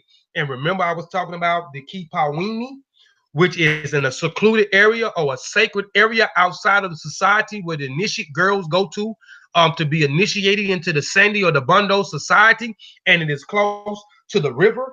And it is said that they invoke the river spirits, and the mask actually came from out of the river. The Sande mask came out of the river. This is one of the stories that is told in the first relationship that the Sande was with. So they established a relationship with the water spirits before they established a relationship with their significant other, who they will go on to marry. Which the Mende people, specifically, I'm talking about the Mende people, but I talked about a whole bunch of people that practice this: the Kissi, the Kono, the Gola, the Mende, and so many other people that is in Liberia, and Sierra Leone, but specifically I'm talking about the Mende people in Sierra Leone, the Temne people who actually was there before the Mende people come there. The Mende people is in the I think is in the eastern and southern part of the pavilion, and then you have the Temne people in Sierra Leone, which is the biggest population. They are in the western and the eastern, I think, pavilion, and the Mende is in the southern, the southern and the northern pavilion, which is the second. Well, you have other different tribes also that's in Sierra Leone, but the Mende and the Temne are the biggest tribes in Sierra Leone.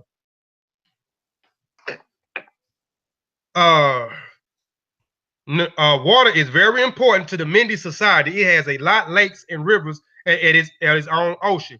Many girls have responsibilities in gathering water for their families. Also, water was very vital. We know water, we can't live without water.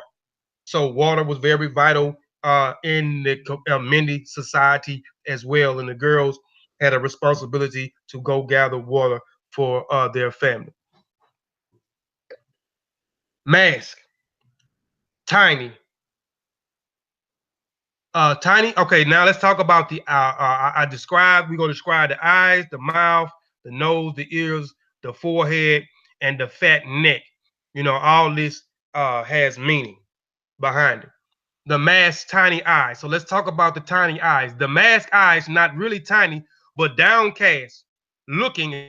Excuse the typo. Looking down means modest or concealing young thought and desires and not making them available for everyone to see.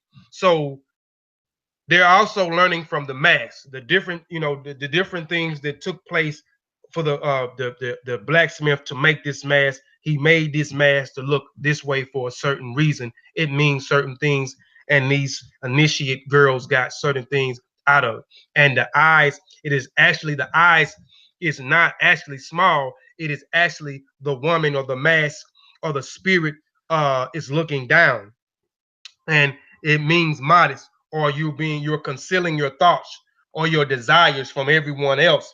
So this is why the eyes are looking down. Even though they look small, they are actually looking down. Masked broad forehead. So you will see a lot of the masks with the broad foreheads, which means are not concealing or hiding anything. And again, you will see most of the Sandy women, Bondo Sandy women, their hairdos will not be covering up their forehead or covering up their face, concealing their face. So they're not concealing or hiding anything. Also means young, coming into the world with an open mind. Go for it. I got somebody in here. Yes, me. I'm here. Sean. Oh, go ahead, Sam. Or what I was going to say about the forehead is that it also means wisdom and intelligence. Right, exactly. And coming into the world with an open mind. Yeah, I didn't know you was in here, Sam. I've been here the Okay. whole time, man. Okay. Appreciate the support, man. Appreciate it. Mass, tiny mouth. So let's talk about the tiny mouth. Mean tiny speech. It means tiny speech, specifically gossip. Small mouth, do not gossip. Keep your mouth closed and do not talk about others. So these masks are also teaching the initiates, as I said, things. So the small mouth, and it is teaching them to not gossip, or don't even listen to gossip. Don't even entertain gossip. Keep that away from me. Keep your mouth closed and do not talk about others. They are taught not to talk about others. Mask, small ears. You don't hear gossip. You don't listen to gossip, and you don't eavesdrop. So again, I don't want to hear it. They gossiping. I'm gonna get away from. I don't want my ears to receive this gossip, this gossip about somebody else, or even try to eavesdrop on somebody to see what's going on. Mass ring necks. So you will see a lot of the masks. You'll see these big necks. These women got fat necks. Mass ring necks, which is fat, and that women have gone through initiation and ready to marry a full-figured and ready to take husbands and have children. So they have enough body fat to reduce. The girls receive rich food expected to put on weight during her initiated process. So the girls are also they don't feed them and I meant to put what they feed them on here because what they feeding the girls are actually healthy foods that they are feeding them. Right. You got something to say, Sin? Yeah, I'm gonna add to it, but it also, the neck rings mean health and prosperity. Right, right, And right. remember, as well as the mass mythic rise out of the water, which you already touched on that, but the Yeah. neck rings also. What you're Mm, breaking down basically is each for people that's not catching it, each part or each feature on the face has a significant meaning. So the mask is that symbolic that they broke it all the way down. mhm. But I'm waiting, man. I'm enjoying it. Go ahead. Yeah, yeah, appreciate it. So, I like I said, I meant to put the foods that actually the young girls will eat, but um, and the ring also is could be considered something as like a cocoon, where caterpillar becomes a butterfly. You know what I'm saying? Metamorph into something else, and we know the young girl is transitioning from a young girl into a woman, from girlhood into womanhood. But she does put on a little weight, but she does not come obese because I just show you a bunch of pictures of the young girls with the hojo, the white powder on their face and their bodies.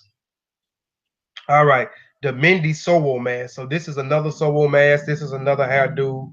You can see the scarification on the face.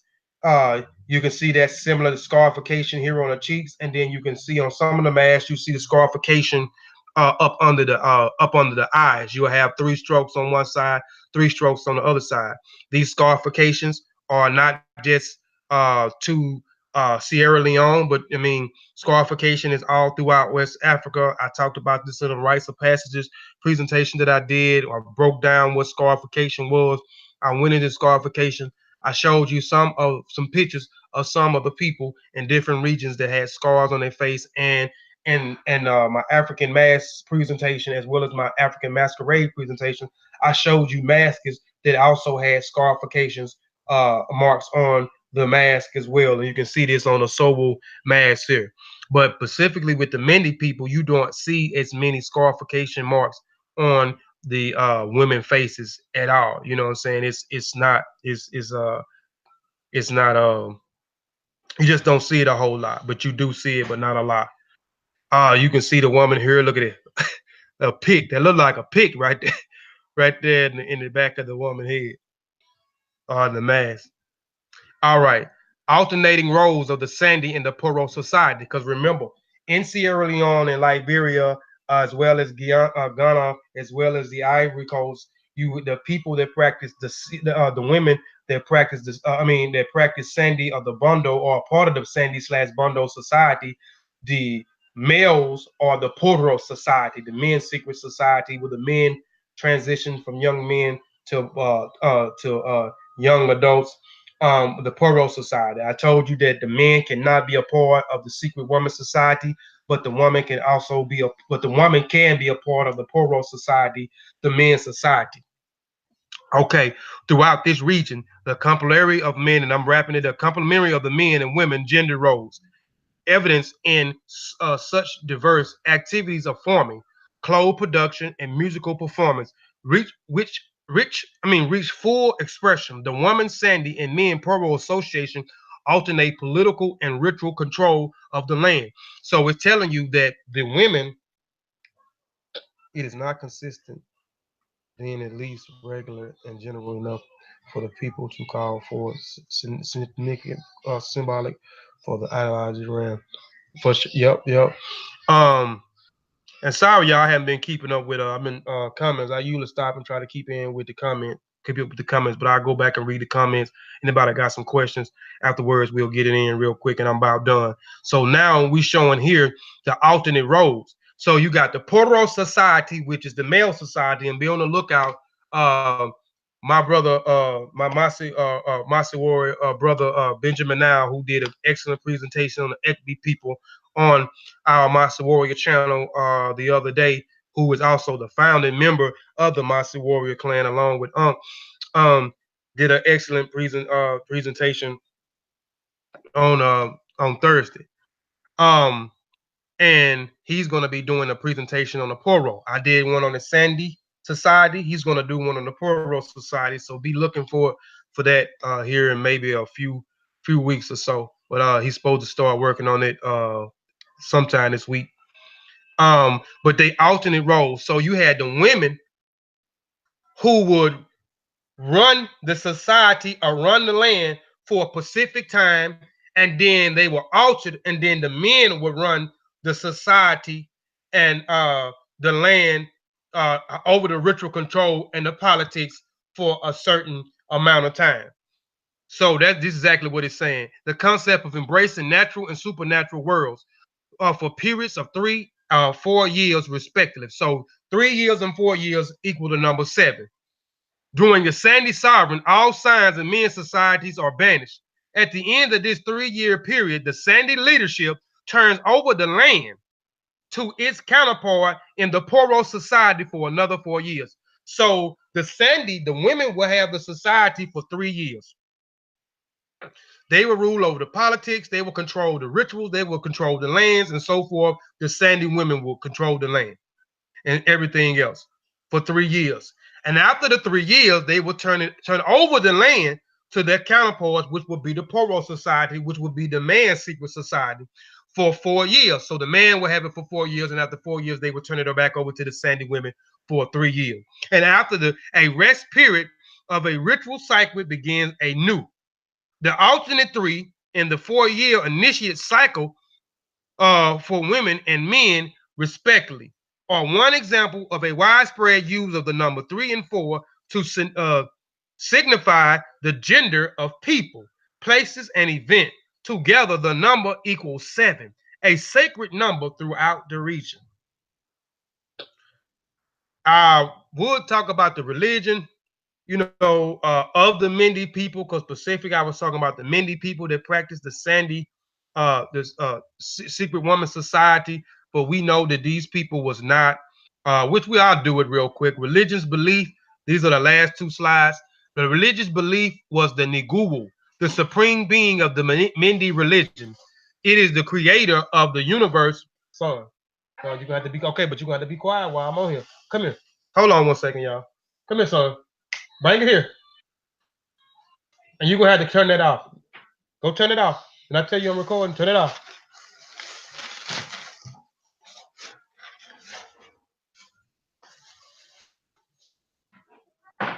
There you go. Sorry about that, y'all. Hold on. Give me 1 more second, y'all.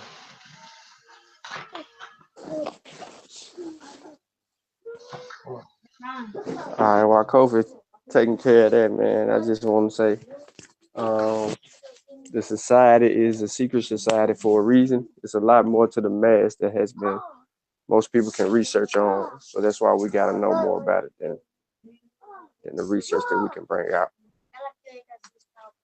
There's power in that mass. I'm back. You go with what you were saying, Sin? No. I was just saying how much power that they put into the mass. Ritualistic speaking. Right. Everything that they got going on. But yeah, go ahead, man. Okay. But I just threw these 2 slides in because I always, if you look at a lot of my presentations, I want to show you exactly what the people was practicing before the people got in. They say we was Christians all along. They say we was Muslims all along. They say we was Hebrews and Jews, all along. But I'm actually showing you exactly. I always try to show you exactly what these people actually was practicing before Islam came into play, before Christianity came into play, before Judaism even came into play, what these people was actually practicing. So The Mende people, they believe in the Nguwu, which was the supreme being of the Mende religion. It is the creator of the universe and everything in it. After creating the world, Nguwu went up into the heavens and rarely intervened directly in human affairs, although nothing good or evil can happen without his permission. Turn it down. Ancestral spirits are venerated, and prayers of the Nguwu are channeled um, through them. Other categories of nature, occupation, and evil spirits, the Ingafanga exist through sacrifices and other rituals, other conducts and specialities, people, proprieties, and spirits, and ask for the protection and blessing. Mende's tradition religion has declined since the advent of Western Christianity.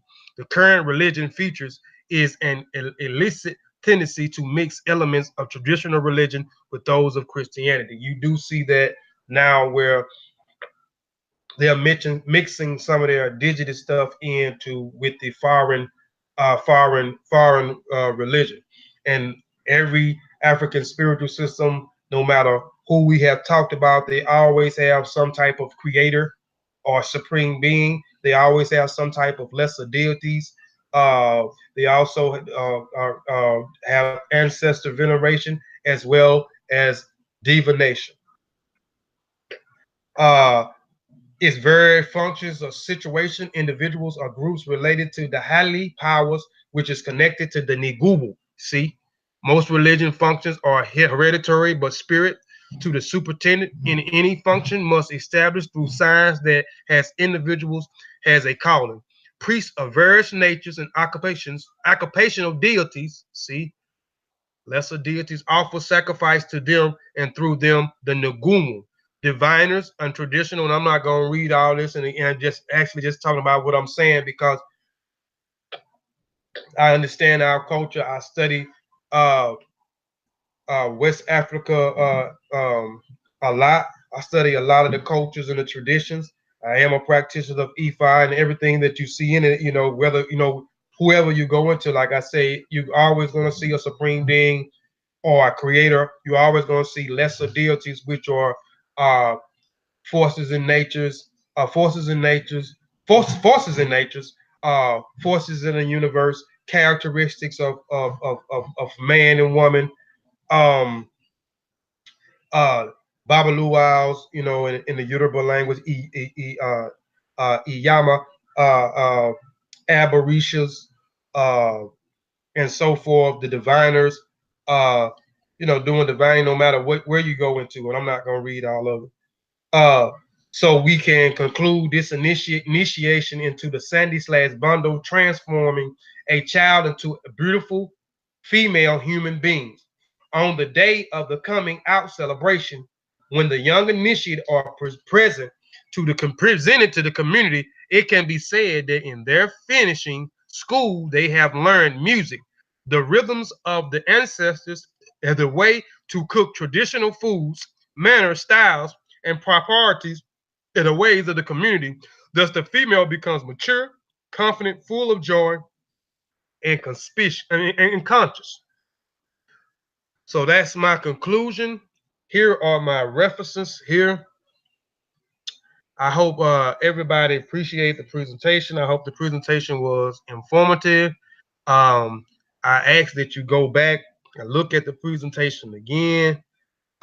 If you didn't quite understand some things or a few things kind of went over your head, I ask that you go back and do some more research on circumcision, research on the woman that I presented to you that actually came up and coined the phrase female mutilation, sexual mutilation, that became female genitalia mutilation, this movement. I ask that you go back and look up that woman that I presented, who is a doctor and also a member and has been initiated into the Sande Bondo Society as well. So do more research on that. And then as well as a woman, which before I get off here, I try to get her name. She is also from Nigeria, not Nigeria, but she is also from Sierra Leone.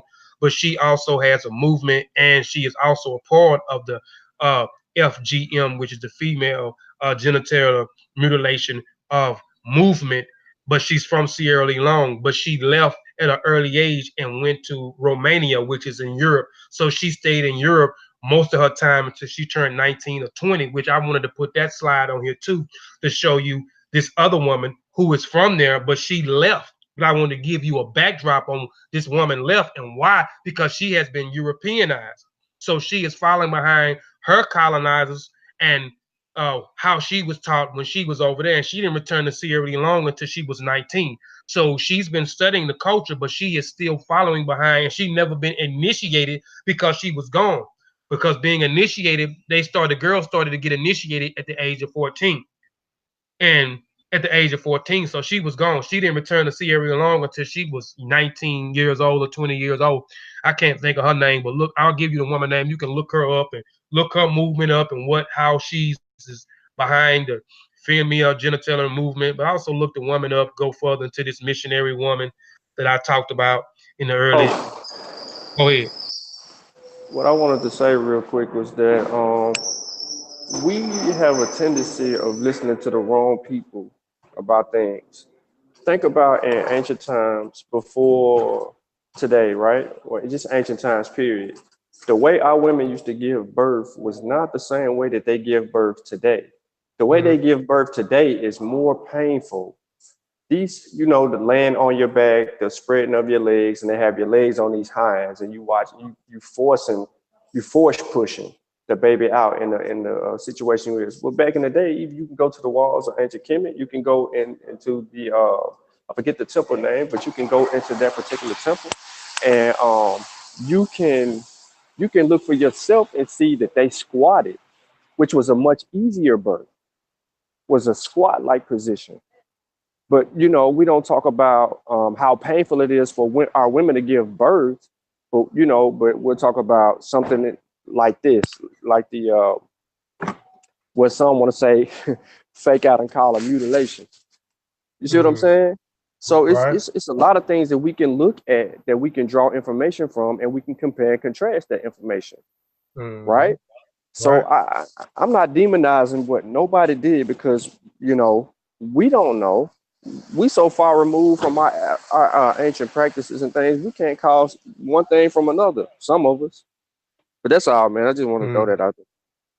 Yeah, man. We just gotta stop listening. That's why I knew I had finished the presentation and went back and threw them slides in of where the mutilation come from, because I knew I wasn't gonna be able to go no further with the other stuff that went on with the initiatory system, because the first process was circumcision, and I know people kind of have you know feel a certain type of way about it, because I mentioned it in one of my other presentations and I got asked about it. You know what I'm saying? And then somebody else asked me about it. So I know how people feel. And I went and just did some more research on the circumcision process.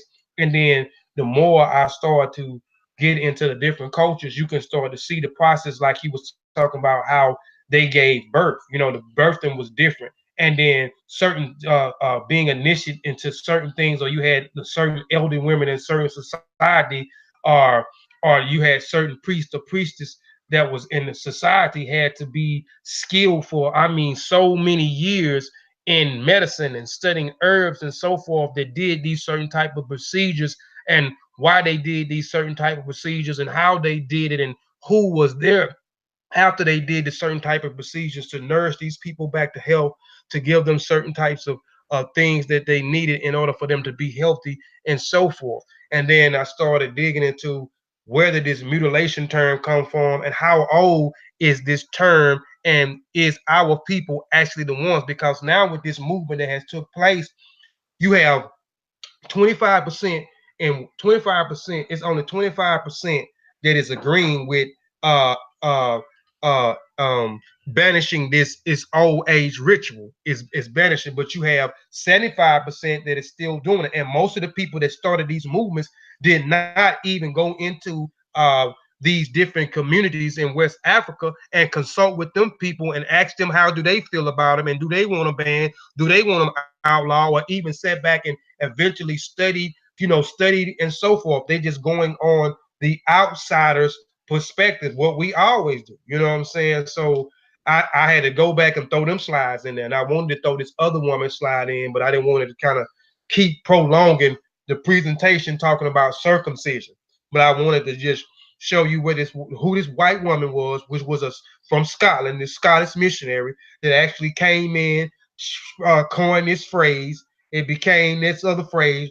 The movement, you had rich people, you had the missionaries that come in that set up these schools, these institutions, and then they started saying, this ain't right, this ain't right, this is what y'all supposed to be doing. Get rid of this, get rid of that, demonizing this. So, so I just had to throw that throw them two slides in there, man. But I appreciate y'all for rocking out. Rocking out with me. Some came later, but I appreciate those that came in later. Go back and look at the presentation. I enjoy putting the presentation together. I learned a little bit more um, than what I already knew. So I really enjoy putting this presentation together. I enjoy giving the presentation. So I hope everybody enjoyed the presentation. I hope somebody got something out of the presentation. I'm trying to talk a little bit more about the women. I got a few presentations where I talk about women. So I'm trying to talk about the women as much as I talk about the men in Africa. Um, I got the people I specifically talk about is the Mende people. So I don't know if I'm gonna come back Tuesday. I may come back Tuesday on my channel and do my um revolt what is Amistad Revolt Fearless Singbe Pe a Pihi presentation, and who Singbe is a Mende he is from the tribe of Mende. And I kind of talked about Mende a little bit in this presentation here. So we're going to talk about this fearless warrior Singpe and the Amistad case, this famous Amistad case in the United States, and the revolt on the slave ships, because our people was actually fighting back, and our people was fighting back before you get to Singbe. And I'll talk about that a little bit too before we get to the revolt on the slave ship. There was 150 others, other revolts, and I'm gonna bring out some primaries on that as well. You know what I'm saying, with these other revolts before you get to Singbe. But Singbe, which was was from the Mende tribe. He was a fearless brother who actually set the revolt in motion.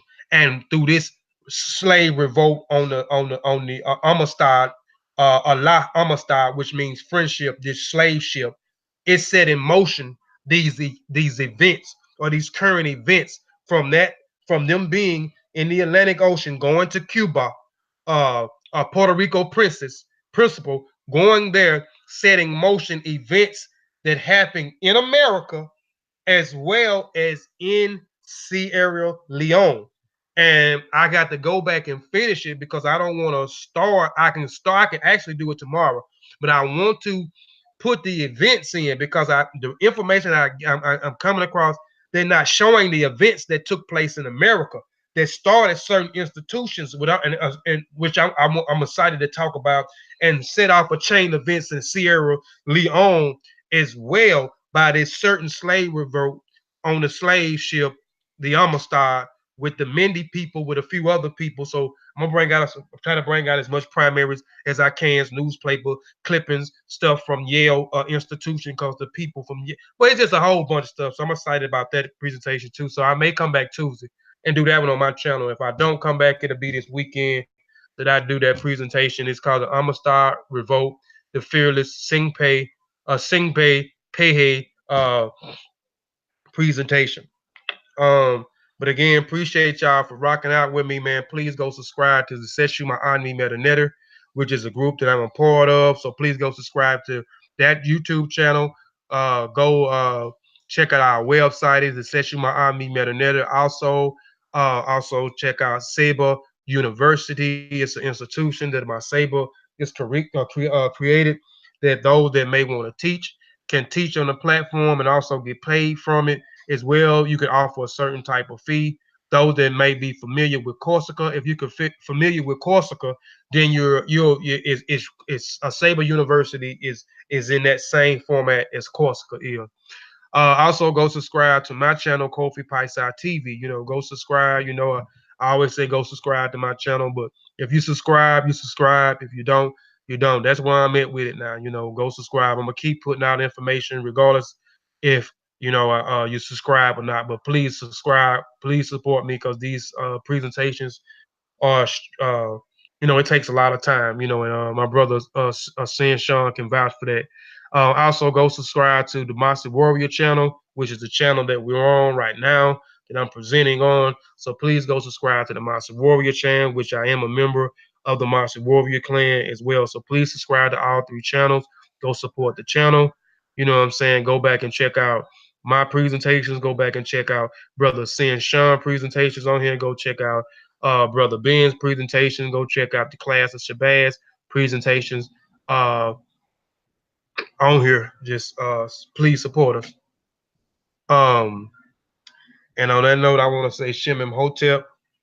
I want to say Duau, which means thank you very much.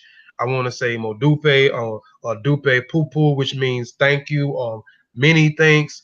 I want to say Majube Odemari, Majube Ole Run, which means pay homage or gives respect to Ayin Majube Egungun, respect to the ancestors, respect to the creator, respect to the supreme being.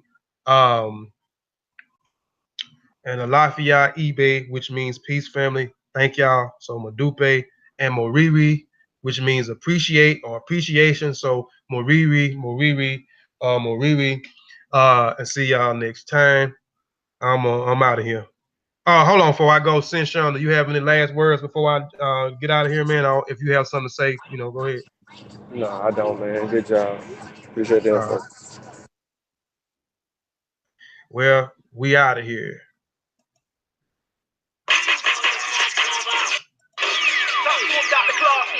Call for the unity and the redemption of the African world. Salute them honorable market God. Ready to listen then. They might not have been ready then. There's wonder whether we are ready. Ain't no doubt about it. To listen. You ready, baby? Nah. Let's go. Yeah. Flag fly high. Flag fly high. Flag fly high. Black kiss to the sky, breaking side to side. It's the flag fly high. Come on. Flag fly high. Flag fly high. Flag fly high. All these G's on the rise, all eyes will recognize the flag fly high. Hold it high. Let it fly. Rebel colors forever, Bobby would never die. Every night in the throne ready, let's take a ride. That won't fix me, don't choose a side. This is the path for the warriors. Some travel yet still glorious. Black power represents us. You either rolling with Africa or against us. Flag fly high, flag fly high, flag fly high. Black kiss in the sky, breaking side to side. It's the flag fly high. Come on. Flag fly high, flag fly high, flag fly high. All these G's on the rise, all eyes will recognize the flag fly high. The red is for the blood. I got the best stock, the rest got stood. The black is for the gods, validated and elevated, holding the main charge. The green is for the cradle. Africa, everything first, the earth's navel. The second is sick, put it together as a symbol of liberation. That's how we get the letters RBG. Flag fly high, flag fly high, flag fly high. Black kiss in the sky, breaking side to side. It's the flag fly high. Come on. Flag fly high, flag fly high, flag fly high. All these G's on the rise, all eyes will recognize the flag fly high. This fly high is 99. People army of no time. I was travel by design. We roll ready. Hard line, ain't no game for that red flame. Trip stage of that black bang. Revolution in my veins. Till we free, I won't change. Then you can count on that like an advocate. Celebrate the victories and the challenges. It's deeper than social media statuses. This lifestyle, elevation, building practices. Yeah. Flag fly high, flag fly high, flag fly high.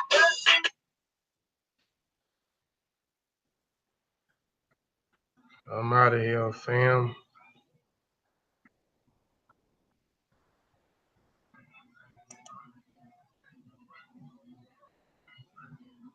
Hey man, he was rocking out, man.